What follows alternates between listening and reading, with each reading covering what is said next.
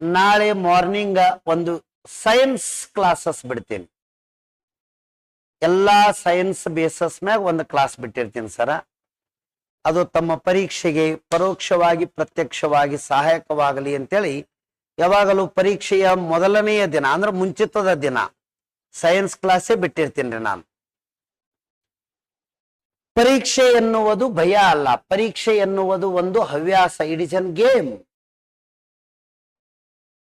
ಯಾವುದೇ ಒಂದು ಪರೀಕ್ಷೆಯಲ್ಲಿ ಒಂದು ಹವ್ಯಾಸ ಅಥವಾ ಅದನ್ನೊಂದು ಕ್ರೀಡಾ ಭಾವನೆಯಿಂದ ತಗೊಂಡಿವಿ ಅಂದ್ರ ಅಲ್ಲಿ ಯಾರು ಉತ್ತಮವಾದ ಪಟುಗಳು ಇರ್ತಾರ ಅದನ್ನ ಬಹಳ ಈಸಿಯಾಗಿ ಆಟ ಆಡಬಹುದು.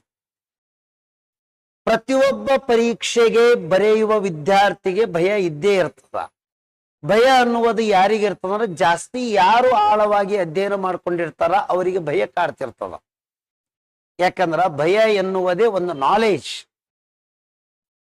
ಯಾರಲ್ಲಿ ನಮಗ ಪರೀಕ್ಷೆಯ ಬಗ್ಗೆ ಭಯ ಆದಲ್ಲ ಅವರು ಜಾಸ್ತಿ ಓದ್ಕೊಂಡಿರ್ತಾರ ಅನ್ನಂಗ.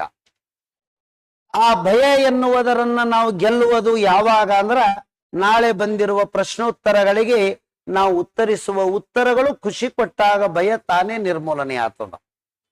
ಬಟ್ ಒಂದು ಎಲ್ಲಾ ವಿದ್ಯಾರ್ಥಿಗಳಿಗೆ ಒಂದು ಏನ್ ರಿಕ್ವೆಸ್ಟ್ ಮಾಡ್ಕೋತೀನಿ ಅಂದ್ರ, ನಂಬರ್ 1 ಕೊನೆಯ ಪ್ರಯತ್ನದಲ್ಲಿ ನಮ್ದು ಏನಿರ್ತದ ಅಂದ್ರ ಆದಷ್ಟು ತಮ್ಮ ತಮ್ಮ ಪರೀಕ್ಷಾ ಕೇಂದ್ರಗಳಿಗೆ ಒಂದು ದಿನ ಮುಂಚಿತವಾಗಿ ತಲುಪರಿ. ಇದು ಒಂದು ರಿಕ್ವೆಸ್ಟ್. ರಾತ್ರಿ ಬೆಳಗನ ಎಲ್ಲಾ ಜರ್ನಿ ಮಾಡಿ ಮುಂಜಾನೆ ಹೋಗನ ಎಕ್ಸಾಮ್ ಬರಿತೀವಿ, ಮುಂಚಿತವಾಗಿ ತಲುಪರಿ. ಇದು ಒಂದು ರಿಕ್ವೆಸ್ಟ್. ರಾತ್ರಿ ಬೆಳಗನ ಎಲ್ಲಾ ಜರ್ನಿ ಮಾಡಿ ಮುಂಜಾನೆ ಹೋಗನ ಎಕ್ಸಾಮ್ ಬರಿತೀವಿ ಅಂದ್ರ ಟಯರ್ಡ್ ಅನ್ನೋದು ನಮಗ ಬಹಳ ಕಷ್ಟ ಆಗ್ತದ. ಹಿಂದಿನ ದಿನ ಸ್ವಲ್ಪ ಚಂದಾಗಿ ನಿದ್ದಿನೂ ಆಗಿರ್ಬೇಕು. ಮತ್ತೆ ಎಲ್ಲಕ್ಕಿಂತ ಇಂಪಾರ್ಟೆಂಟ್ ಒಂದು ಗೆಲುವಿನ ಹಿಂದೆ ಒಂದು ಆಶೀರ್ವಾದ ಅನ್ನೋದು ಬೇಕು. ನಾವು ಎಷ್ಟೇ ಏನದಂದ್ರ ಬಲಾಢ್ಯ ಇರ್ಲಿ, ಎಷ್ಟೇ ಏನದಂದ್ರ ಓದ್ಕೊಂಡಿರ್ಲಿ, ಒಂದು ಏನಂದ್ರೆ ವೆಲ್ ವಿಶಸ್ ಅಂತ ಹೇಳಿ ಬೇಕಾಗ್ತದ. ದಯಮಾಡಿ ತಾವು ಎಲ್ಲೇ ಇರ್ಲಿ, ಯಾವುದೇ ಜಾಗದಾಗಿರ್ಲಿ, ತಾವು ತಮ್ಮ ತಂದೆ ತಾಯಿಗಳಿಗೆ ಫೋನ್ ಮಾಡಿ, ತಾಯಿಗಂತೂ ಮೊದಲ, ತಂದೆನೂ ಮೊದಲೇ, ಅಲ್ಲಿ ಫೋನ್ ಮಾಡಿ ನಾನು ನಾಳೆ ಪರೀಕ್ಷೆ ಬರಿತಾ ಇದ್ದೀನಿ, ನಿಮ್ದೊಂದು ಅಲ್ಲಿದಿಂದನೇ ಆಶೀರ್ವಾದ ಮಾಡ್ರಿ ಅಂದ್ರ ಅಲ್ಲಿ ತಾಯಿ ಹೇಳುವ ಒಂದೇ ಒಂದು ಮಾತು, ತಮ್ಮ ನಿನಗೆ ಒಳ್ಳೆಯದಾಗಲಿ, ಹೋಗಿಬಿಟ್ಟು ಬಾ ಅಂತ ಹೇಳ್ತಾರ. ಆ ಹೋಗಿಬಿಟ್ಟು ಬಾ ಅಂದ್ರೆ ಇದರ ಅರ್ಥ ಗೆಲುವು ಪಡ್ಕೊಂಡು ಬಾ ಎಂದರ್ಥ.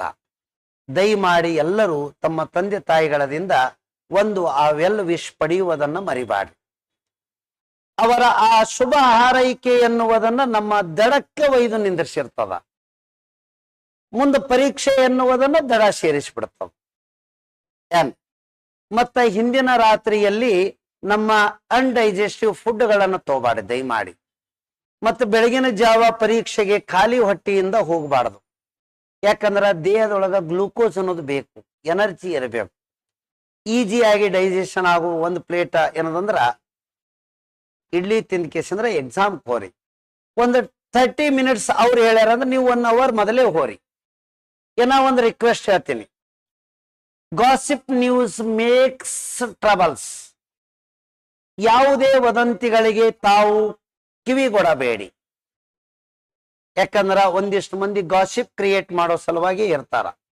ಯಾಕಂದ್ರ ನಮ್ಮ ಅಮೂಲ್ಯವಾದ ಜ್ಞಾನ ಪ್ರಯತ್ನ ಹಾಳು ಮಾಡ್ಕೊಳ್ಳೋದು ಬೇಡ.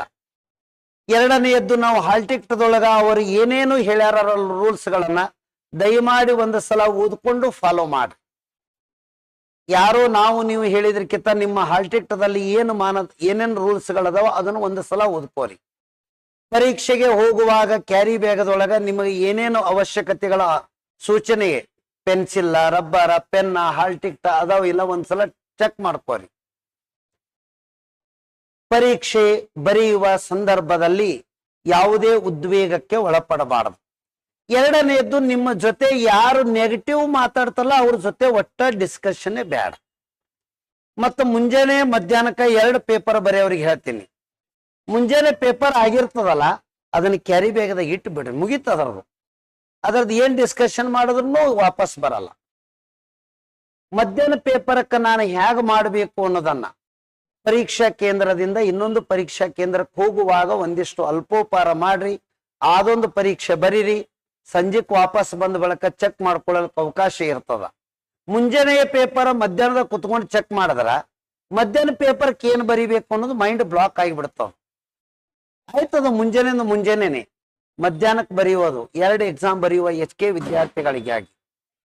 ಹಾಗಾಗಿ ಆ ಮಿಡಲ್ದೊಳಗ ದಯಮಾಡಿ ಏನಂದ್ರ ಗೂಗಲ್ದಾಗ ಹುಡುಕದ್ನಿ ಅಥವಾ ಇದು ತಪ್ಪಾಯ್ತಲ್ಲ ಇವು ಯಾವು ಏನದಂದ್ರೆ ಮಾಡಬಾರ್ದು.